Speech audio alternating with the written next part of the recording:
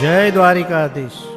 જય સ્વામિનારાયણ, જય શ્રી કૃષ્ણ। કેમ છો મિત્રો? બધા મજામાં ને મજામાં જ છો। આપણા બ્લોગ જોતા હોય મજામાં જ હોય તો આજે આવી ગયા છીએ અમે નવી વાનગી સાથે, શિયાળા સ્પેશિયલ નવી વાનગી। તો આપણે ચાલો જઈએ રસોડાની અંદર, તો તમને તે અલ્પા મેડમ જણાવશે કે વાનગીનું નામ શું છે। તો આપણે જઈએ રસોડાની અંદર। તો અલ્પા મેડમ શું બનાવી રહ્યા છો? આજે આપણે બનાવવાની છે શિયાળા સ્પેશિયલ લીલા વટાણાની રગડા પેટીસ। સરસ સરસ। તો તેના માટે આપણા સબસ્ક્રાઈબરને શું શું વસ્તુ તમે નાખો છો તે બતાવશો કે નહીં બતાવો? આપણે પૂરી રેસીપી બતાવીશું।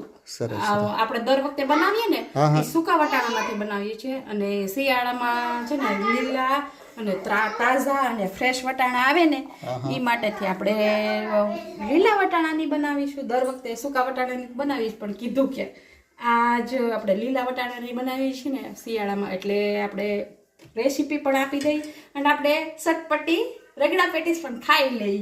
તો ચાલો આપણે પેલા વટાણા બાફવા મૂકી દઈશું। તો આપણે વટાણા બાફવા મૂકી દીધા છે, હવે આપણે પેટીસની તૈયારી કરવાની છે। તો પેટીસ માટે આપણે બટેટા છે ને પહેલેથી જ બાફી લીધા હતા, તો આપણે પેલા બટેટાની છાલ ઉતારી લઈએ। આપણે સરસ મજાની બટેટાની છાલ ઉતારી લીધી છે, તો હવે આપણે બાઉલમાં લઈ લઈશું બટેટા।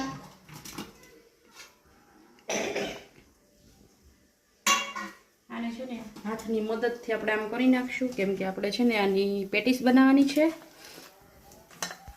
આપણે બટેટા મેશ થઈ ગયા છે, તો હવે આપણે નાખી દઈશું પલાળેલા પૌવા।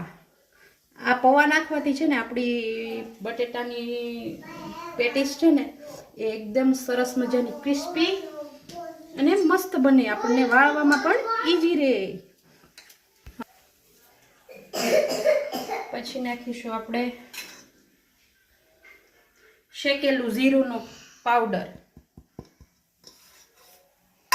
પછી નાખીશું લાલ મરચું પીસેલું, પણ મરચું લીલું લેવું હોય ને તો પણ લઈ શકીએ છીએ।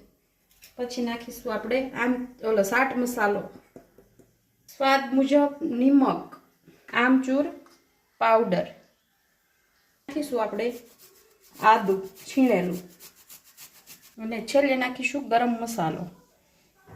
આમાં તમારે છે ને લીલા ધાણા નાખવા હોય તો નાખી શકીએ, કેમ કે આપણી તેલમાં છે ને આપણી પેટીસ છે ને તેલમાં તળાય ને એ માટેથી કાંઈ લીલા ધાણાનો સ્વાદ આવે નહીં, એટલે આપણે વધારે પડતા લીલા ધાણા છે ને રગડામાં નાખીશું। તો હવે આની છે ને એકદમ મસ્તીનું મિક્સ કરી લઈએ, અને આની પેટીસ બનાવવાની છે। આપણે શું બનાવવાનું છે? પેટીસ। તો આપણે સરસ મજાનો માવો બનાવી અને તૈયાર કરી દીધો છે। હવે આપણે આની પેટીસ બનાવી નાખીશું। તો પેટીસ બનાવવામાં તો સાવ ઇઝી અને સરળ છે। આ રીતના પેટીસ બનાવી નાખવાની। નાની અને આસી બનાવો ને તો ફટાફટ ચડી જાય ને ક્રિસ્પી બને। જો આ રીતની બનાવી નાખવાની,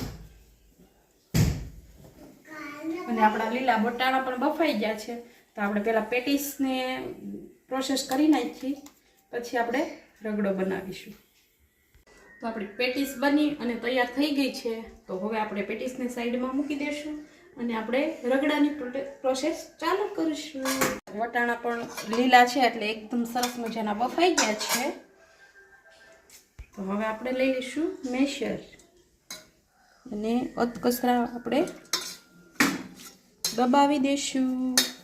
હાવ નહીં દબાવી દેવાના, કેમ કે થોડા આખા ભાંગા હોય ને તો રગડામાં સરસ લાગે, એ માટેથી અધકચરા મેશ કરી નાખવાના। રગડો તમારી મુજબ જેવો ઘાટો આસો રાખવો હોય તે પ્રમાણે રાખી શકીએ આપણે, અને હું તો મીડિયમ રાખું છું, નહીં ઘાટો નહીં આસો। એક બાફેલું બટેટું લઈ લઈશું અને ઝીણી ઝીણી કટિંગ કરી અને રગડામાં નાખી દઈશું।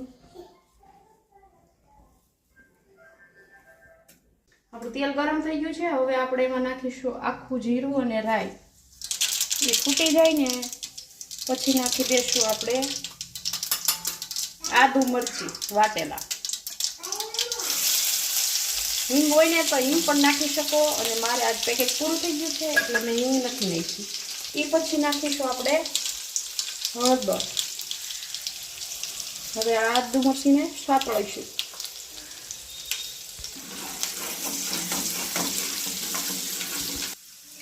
આપણો આદુ મરચી સતળાઈ ગઈ છે. હવે છે ને આપણે બનાવેલો રગડો છે ને એ જ ડાયરેક્ટ નાખી દેવાનો પાણી સાથે. બધું મિક્સ કરી દેવાનું. પછી નાખીશું આપણે લાલ મરચું પાવડર, પછી ધાણા જીરું, પછી નાખીશું આપણે ગરમ મસાલો, સ્વાદ મુજબ નિમક, પછી નાખી દઈશું આપણે 1 ચમચી લીંબુનો રસ. પછી આ બધી વસ્તુને આપણે મિક્સ કરી લેશું. પછી આપણી મુજબ મેં તમને જેમ વાત કરી એમ કે ઘાટા અને આસો રાખી શકીએ તો હું મીડિયમ સાઈઝનો રાખીશ, તો થોડું એવું પાણી નાખીશ. હવે આને ફટાફટ ઉકળવા દેશું. ઉકળી જાય ને પછી આપણે મેશરથી મેશ કરી લેવાનું. ઉપરથી નાખી દેશું લીલા ધાણા. આ થીમ ઉપર રાખવાનો છે આપણો રગડો, નહીં ઘાટો નહીં આસો. હજી શિયાળો છે એટલે થોડો ઘાટો થશે. તો આપણો રગડો બની ગયો છે, તૈયાર થઈ ગયો છે. અને હવે આપણે પેટીસને તળવાની છે. આપણે ઢોસા કરવાની લોટી હોય ને, મોટું વાસણ હોય ને, એ કોઈ પણ વાસણ લઈ શકીએ એટલે એક સાથે ઘણી બધી સતળાઈ જાય. તો તળવા માટે લોટી ગરમ થઈ ગઈ છે. હવે આપણે તેલ નાખી દઈશું અને તેલને ચારે બાજુ ફેરવી લેવાનું. હવે આપણે પેટીસ મૂકી દઈશું. 1 2 3 4 5 6 7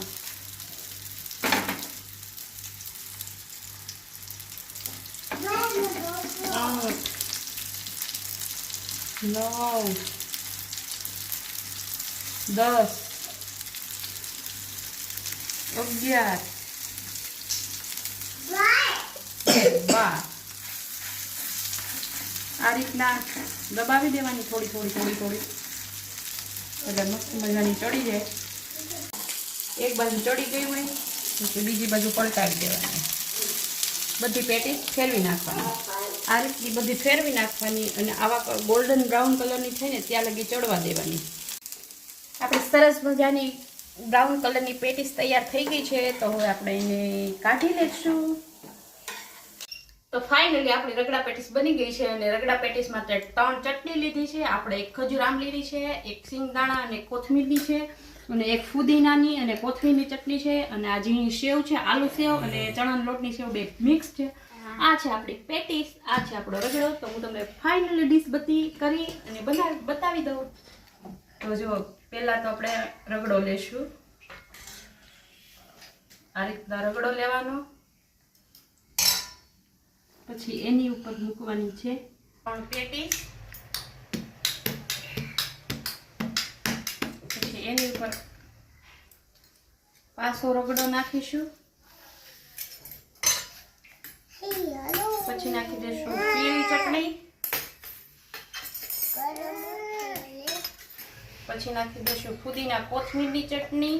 પછી નાખી દઈશું ખજૂર આંબલીની ચટણી. અને કાંદા ખાતા હોય ને એ કાંદા પણ નાખી શકે.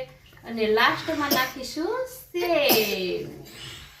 તો તૈયાર છે આપણી રગડા પેટીસ. તો આવી જાય બધાય રગડા પેટીસ ખાવા. મારા બ્લોગને અહીંયા એન્ડ કરું છું. તમને રગડા પેટીસનો બ્લોગ કેવો લાગ્યો તે જરૂરથી કોમેન્ટ બોક્સમાં કહેજો.